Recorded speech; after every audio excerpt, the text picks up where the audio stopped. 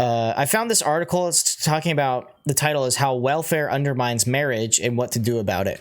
And I noticed this, and there's going to be some statistics that we're going to see, and it's because it's really interesting. So let me read this. And the reason I'm pulling it up instead of just reading it to you is because there are these little graphs. Historically, marriage has played a critical role in the raising of children. In most cases, the economic benefits of marriage are substantial. Marriage among families with children is an extremely powerful factor in promoting economic self-sufficiency. The ability of families to support themselves above poverty without reliance on the government means tested welfare aid. The reason for this is simple and straightforward. In most cases, two parents working together can support a child more efficiently than one. For example, as Chart 1 shows, some 37% of single-parent families lack self-sufficiency and are officially poor, compared with 7% of married couple families. So we can take a look at this. Single-parent or female-headed families, single-parent female-headed families are 37% of them lack self-sufficiency, meaning it's they're usually poorer and have a little bit of a harder time. And it says here officially poor, meaning that legally poor, or whatever the actual government definition of that is, versus married families, meaning a husband and a wife who have children. Only 7% of them are poor. So we know that marriage is a lot better for staying sufficient while having children. The benefits of married fathers for children. Marriage provides positive impacts well beyond self-sufficiency, but the positive effects of marriage are not limited to self-sufficiency. Children raised by married parents have substantially better life outcomes compared with similar children raised in single-parent homes. When compared with children in intact married homes, children raised by single parents are more likely to have emotional and behavioral problems, be physically abused, smoke, drink, and use drugs, be aggressive, engage in violent, delinquent, and criminal behavior, and have poor school performance, be expelled from school, and drop out of high school. Many of these negative outcomes are associated with the higher poverty rates of single mothers. In many cases, however, the improvements in child well-being are that associated with marriage persist even after adjusting for differences in family income. This indicates that the father brings more to his home than just a paycheck. Uno dos, I totally agree that family is the smallest form of government. The effect of married fathers on a child's outcomes can be quite pronounced. For example, examination of families with the same race and same parental education shows that, compared with most intact married families, children from single-parent homes are more than twice as likely to be arrested for juvenile crime. So this is single-parent homes, the children. Twice as likely to be treated for emotional and behavioral problems. Roughly twice as likely to be suspended or expelled from school, and a third more likely to drop out before completing high school. The effects of being raised in a single-parent home continue into adulthood. Comparing families of same race and similar incomes, children from broken and single-parent homes are 3 times more likely to end up in jail by the time they reach age 30 than are children raised in intact married families. Compared with girls raised in similar married families, girls from a single-parent home are more than twice as likely to have a child without being married, therefore repeating the negative cycle for another generation. So it just keeps progressing and actually being worse and worse and worse. Is that for males, by age 30, they're more than 3 times as likely to end in jail, and women are twice as likely to have a child without being married. And this is all because of a single parent home. We haven't even gotten to the biblical aspects of this. Finally, the decline of marriage contributes to the declining self-sufficiency and increased official poverty in future generations. Children living in single-parent homes are 50% more likely to experience official poverty as adults when compared with children from intact married homes. This intergenerational poverty effect persists even after adjusting for the original differences in family income and poverty during childhood.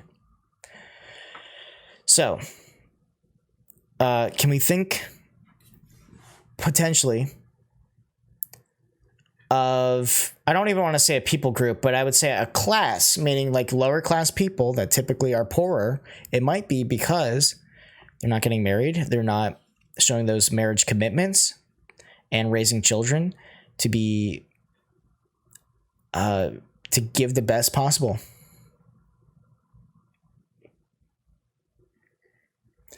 Anyway, as chart 2 shows, throughout U.S. history, marriage was the norm. Prior to the mid-1960s, nearly all children were born to married couples. When the war on poverty began in 1964, only 7% of children were born to unmarried women. Only 7%.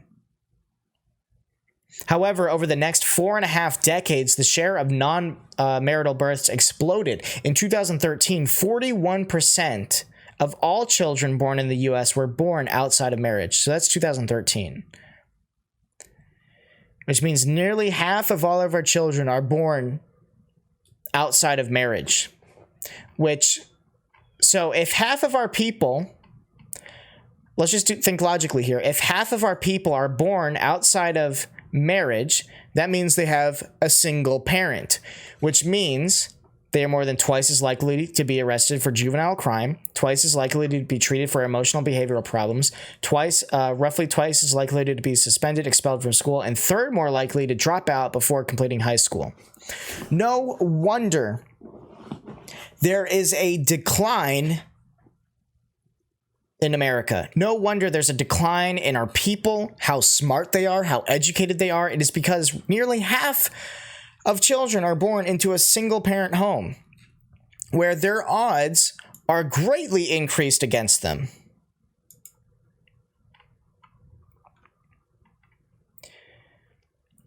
Chart 3 shows the rapid growth of single parent families from another perspective.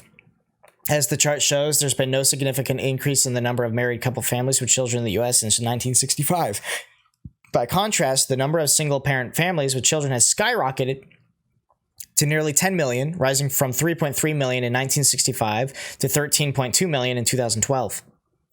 Since single-parent families are roughly 4 times more likely to lack self-sufficiency and be officially poor, this unraveling of the family structure has exerted a powerful downward pull against self-sufficiency and substantially boosted the official child poverty rate. When the war on poverty began, 36% of poor families with children were headed by single parents. Today, the figure is 68%. Non-marital children bearing is not uniformly spread across the U.S. society. Most non-marital births occur to women who have the hardest time going at it alone as single parents. Young women with high school degrees or less. As chart 4 shows, nearly 2/3 of births to women who were in high school dropouts occurred outside of marriage.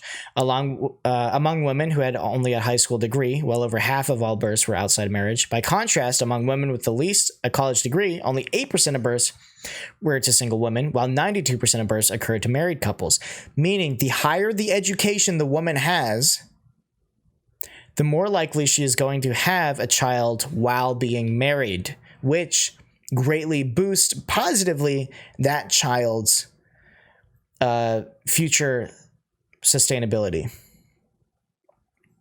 That's mainly why I want to be a therapist. I want to help kids that have issues at home and people with addictions. That's why I do what I do, because I want to tell people to be the best godly man and woman you can be, and then get married and train those children to be godly men and women, so that we can break this generational curse. The U.S. is steadily separating into a two-caste system, with marriage and education as the dividing line. The high-income third of the population, children are raised by married parents with a college education. In the bottom-income third, children are raised by single parents with a high school degree or less. Yeah, this is really sad. It is no accident that the collapse of marriage in America largely began with the war on poverty and the proliferation of means-tested welfare programs that it fostered. When the war on poverty began, only a single welfare program, Aid to Families with Dependent Children, AFDC, assisted single parents. Today, dozens of programs provide benefits to families with children, including the Earned Income Tax Credit, temporary assistance for needy families, the Women, Infants, and Children Food Program, Supplemental Security Income, food stamps, child nutrition programs, public housing, and Section 8 housing, and Medicaid.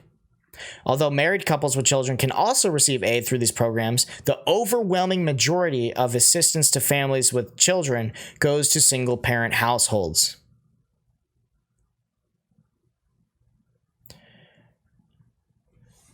The burgeoning welfare state has promoted single parenthood in two ways. First, the means-tested welfare programs, such as those described above, financially enable single parenthood. It is difficult for single mothers with a high school degree or less to support children without the aid of another parent. Means-tested welfare programs substantially reduce this difficulty by providing extensive support to single parents. Welfare thereby reduces the financial need for marriage. Since the beginning of the war on poverty, less educated mothers have increasingly become married to the welfare state and to the U.S. taxpayer rather than to the fathers of their children. Wow. What is up, yo boy? How you doing? As means-tested benefits expanded, welfare began to serve as a substitute for a husband in the home, and low-income marriage began to disappear. As husbands left the home, the need for more welfare to support single mothers increased. The war on poverty created a destructive feedback loop. Welfare promoted the decline of marriage, which generated a need for more welfare. It's a cycle, and it's what we call a vicious cycle. It's terrible. Wow. A second major problem is that the means-tested welfare system actively penalizes low-income parents who do marry.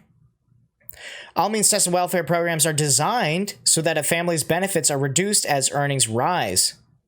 In practice, that means that if a low-income single mother marries an employed father, her welfare benefits will generally be substantially reduced. The mother can maximize welfare by remaining unmarried and keeping the father's income, quote, off the books.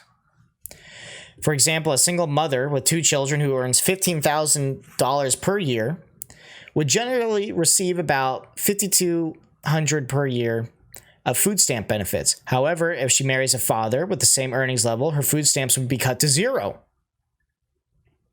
A single mother receiving benefits from Section 8 or public housing will receive a subsidy worth, on average, about $11,000 per year if she was not employed. But if she marries a man earning $20,000 a year, these benefits would be cut nearly in half. Both food stamps and housing programs provide very real financial incentives for couples to remain separate and unmarried. I can personally testify to this. When I was looking for an apartment in Atlanta, I went to this one apartment that was really cheap. It was cheap. And I was like, this is amazing. It looks nice. It's cheap. Why is it cheap? Well, I went there and they said, hey, you can live here as long as you don't make over $40,000 a year. I don't make $40,000 a year. Let's get that out of the way now. But I want to make more than that. And I asked him, I said, why can't I make more than $40,000 a year to live here? And he said, because then you'd be too rich. They are actively promoting poverty and keeping people poor with cheap rent. Overall, the federal government operates over 80 means-tested welfare programs that provide cash, food, housing, medical care, and social services to poor and low-income individuals. Each program contains marriage penalties similar to those described above. See, the thing is, the government thinks they're helping single mothers. And they are. But they're keeping single mothers single instead of getting married. The marriage penalties from multiple programs, when added together, can provide substantial financial disincentives to marriage. For example, if a single mother who earns $20,000 per year marries a man who earns the same amount, the couple will typically lose about $12,000 a year in welfare benefits. In effect, the welfare system makes it economically irrational for most low-income couples to marry. The government is actively promoting single parenthood. What is up, Cortland? How you doing? At least I'm rich in spirit. The Bible really is an instruction manual on how to live a great, fulfilling life. God says it all in there. Absolutely. Book of instruction before leaving earth. Amazing.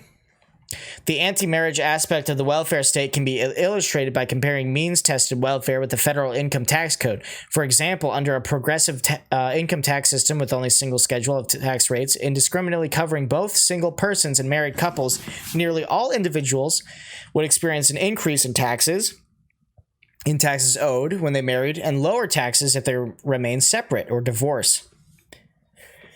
The current federal income tax system mitigates this anti-marriage effect by having a separate tax schedules for singles and married couples. By contrast, the means-tested welfare system in most cases do not have a separate schedule for married couples. When a low-income mother and father marry, they will generally experience a sharp drop in benefits and their joint income will fall.